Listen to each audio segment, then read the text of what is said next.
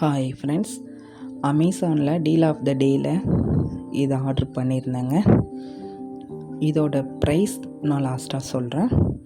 இது ஒர்த்தா அப்படின்னு பார்ப்போம்ப்பா. ஃபஸ்ட்டு நானே பயந்துக்கிட்டு தாங்க போட்டேன்.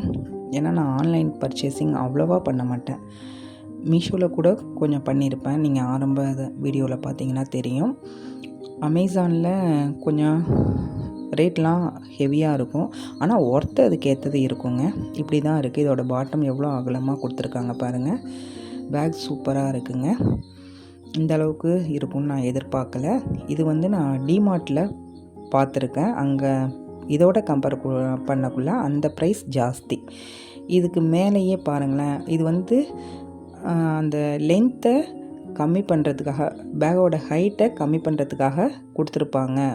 மேபி இருக்கலாம், எனக்கு தெரியலங்க. உங்களுக்கு தெரிஞ்சால் சொல்லுங்கள். 2 சைடுமே அதை மாதிரி கொடுத்துருக்காங்க.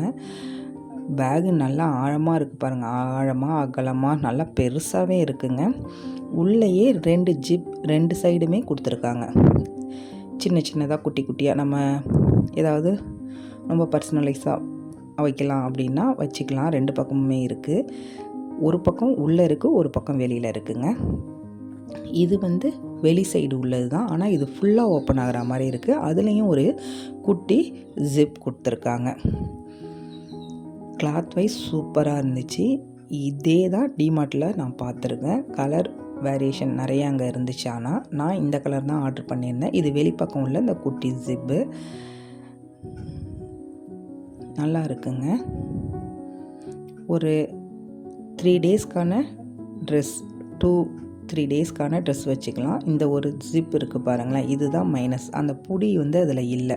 ஒருவேளை அதனால தான் ஆஃபரில் போட்டிருந்தாங்களா, இல்லை எனக்கு வந்த இந்த பேக்கில் தான் அப்படி இருந்துச்சா அப்படின்னு எனக்கு தெரியலைங்க.